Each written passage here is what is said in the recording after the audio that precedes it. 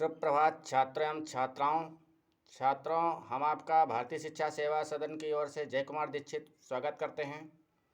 छात्रों, आज हम हिंदी कक्षा 10 काव्य खंड राम नरेश त्रिपाठी द्वारा रचित स्वदेश प्रेम का अध्ययन करेंगे। देखिए इसको। विश्वत रेखा का वासी जो जीता है नित हाँफ हाँफ कर, रखता है अनुराग अलौकिक वो भी अपनी मातृभूमि पर।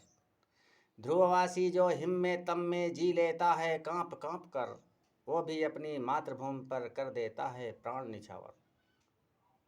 रामनरेश त्रिपाठी जी भारतीयों के हृदय में राष्ट्रीयता का शंख बजाते हुए कह रहे हैं कि जो विषुवत रेखीय प्रदेशों में निवास करने वाले लोग हैं वहाँ इतना अधिक गर्मी पड़ती है कि वो सदैव हाँफ हाँफ कर जीते हैं, गर्मी से सदैव व्याकुल रहते हैं। लेकिन ऐसे लोग भी अपनी मातृभूमि पर अलौकिक प्रेम करते हैं।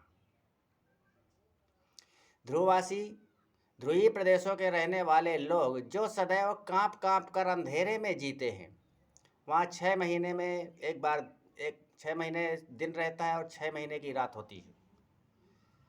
तो वहाँ वो लोग किस तरह सर्दी में कांप कांप कर जी लेते हैं, लेकिन ऐसे लोग भी अपनी मातृभूमि पर समय आने पर प्राण न्यौछावर कर देते हैं।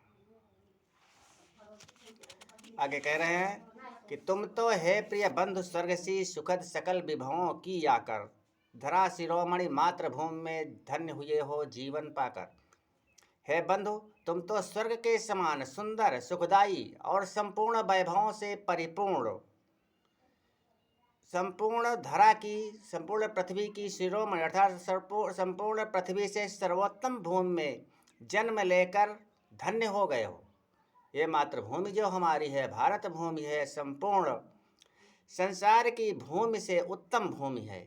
इसलिए कवि कह रहा है कि तुम तो धरा शिरोमणि में जन्म लेकर धन्य हुए हो।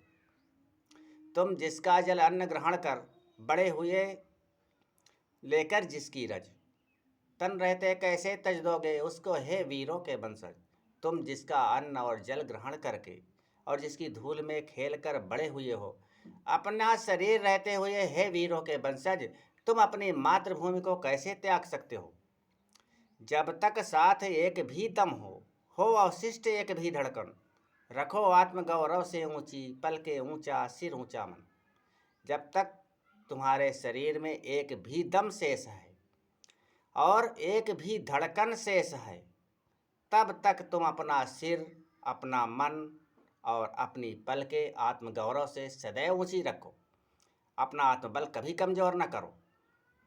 एक बूंद भी रक्त शेष हो जब तक तन में है शत्रुंजय, दीन वचन मुख से न उचारो मानो नहीं मृत्यु का भी भय। जब तक तुम्हारे शरीर में एक बूंद भी रक्त शेष है, तब तक हे शत्रुओं को जीतने वाले तुम अपने मुख से दीन वचन न बोलो, मृत्यु का भी भय न करो। निर्भय स्वागत करो मृत्यु का, मृत्यु एक है विश्राम स्थल, जीव जहाँ से फिर चलता है धारण कर नव जीवन संबल। मृत्यु से न डरने के लिए कवि उत्साहित करते हुए कह रहा है कि हे वीरों, मृत्यु का भय कभी न करो। मृत्यु तो एक ऐसा विश्राम स्थल है जहाँ से ये जीव फिर नया जीवन, नया बल धारण करके फिर से आगे बढ़ जाता है। मृत्यु एक सरिता है जिसमें श्रम से कातर जीव नहाकर फिर नूतन धारण करता है काया रूपी वस्त्र बहाकर। मृत्यु एक ऐसी नदी है जिसमें श्रम से थका हुआ जीव स्नान करके